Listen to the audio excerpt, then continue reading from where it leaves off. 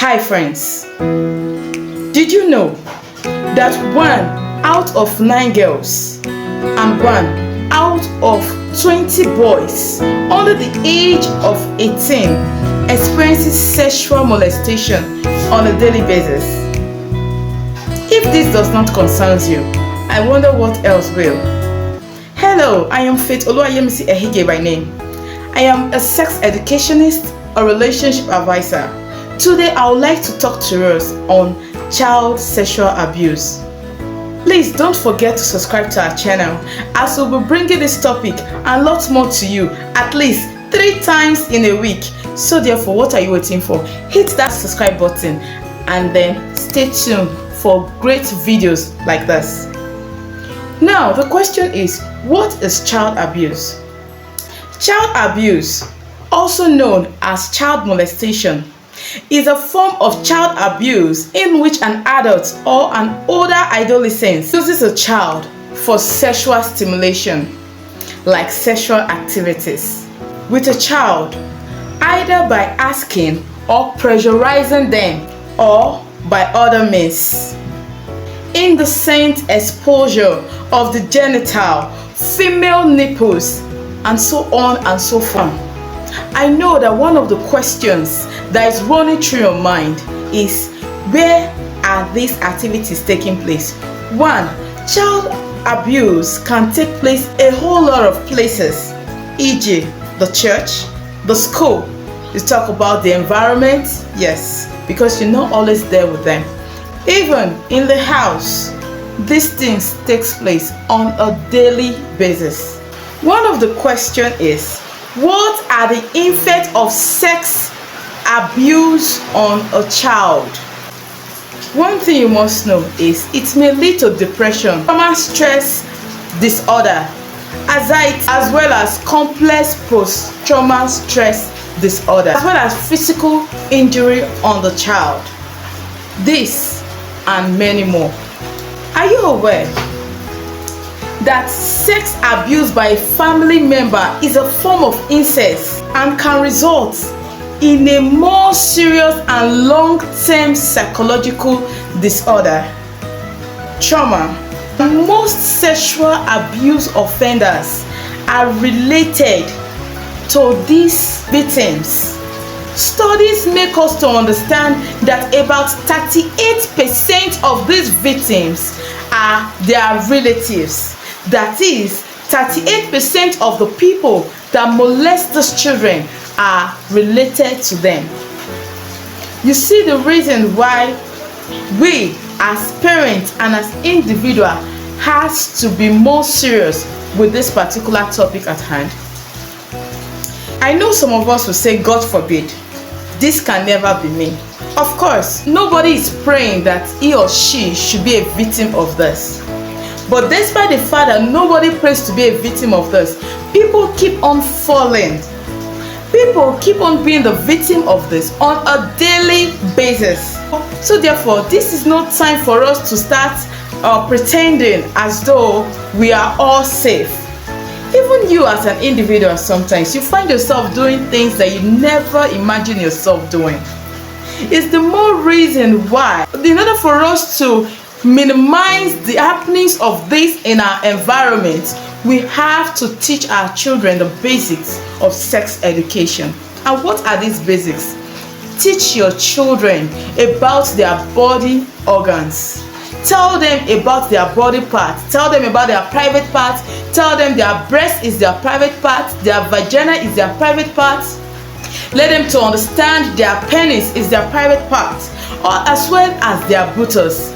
Let them know that this part, vital part, that shouldn't be tampered with by anybody, irrespective of who they are. Be it their father, be it their brothers, be it their uncles, be it their aunties, and so on and so forth. Now we are talking about the family members. How about in schools? Did you aware that even in churches, molestations are taking place on a daily basis? Even we that are adults, sometimes on 1 or 2 occasions, despite being grown, somebody has tried to molest us at some point in time. Even in our workplace, it's happening. How much more these children who are unable to fight for themselves, who are unable to defend themselves, who are unable to stand on their own. Now is, at what age should I start telling my children about sex education?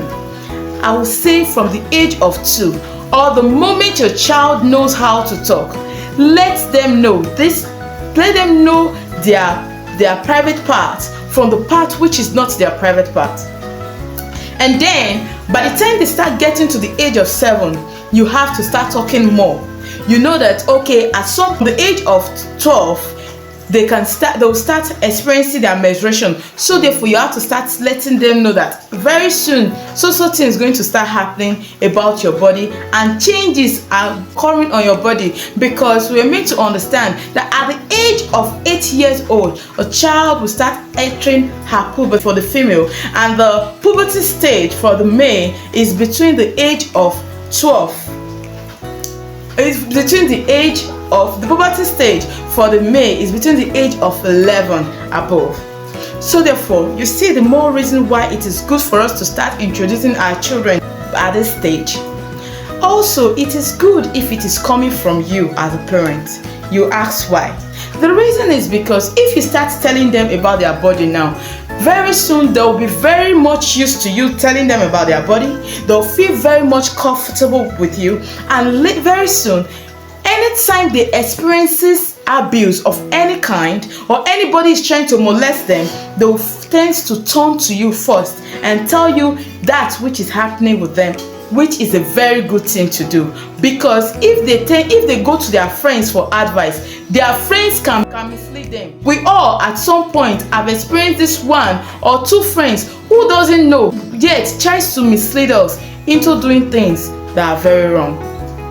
Also aware that 82% of the females that are being abused today are being molested at the age of 16 to 18 years of age.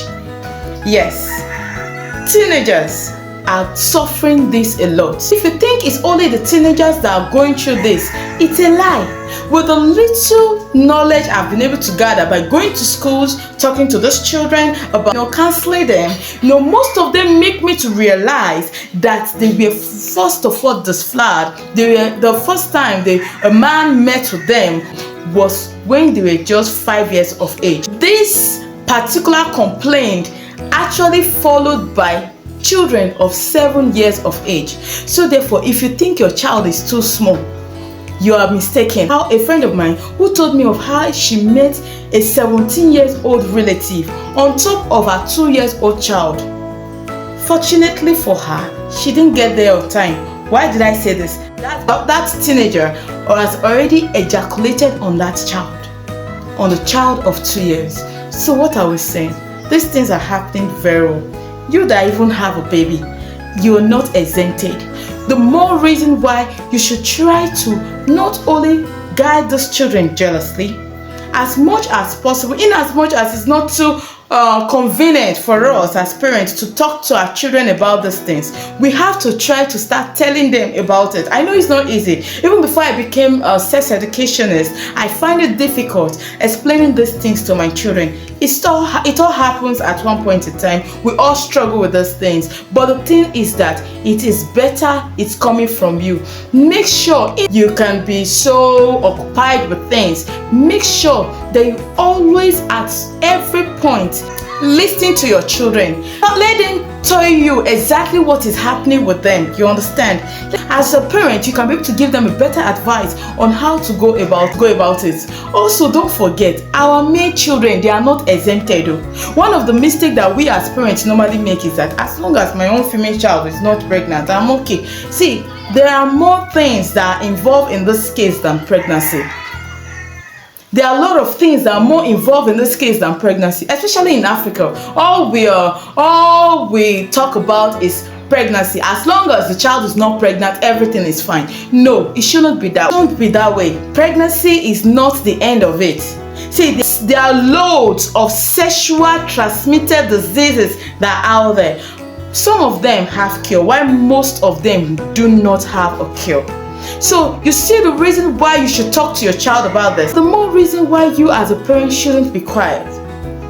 And the more reason why it is good for you to tell them about their body parts now that it's early, so that whenever they want to explain to you, they can know how to put the word in the right language. You that is fond of saying, this one is too small to know about penis, or the word penis is too big.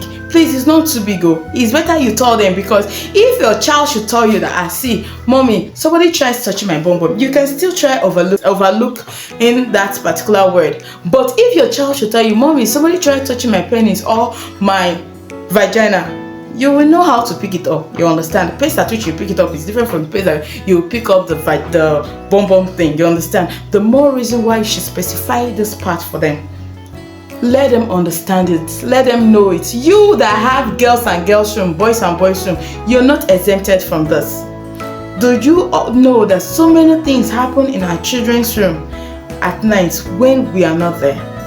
The more reason why, no matter how tired you are as a parent, try to look at your children at least once at night. It is very good.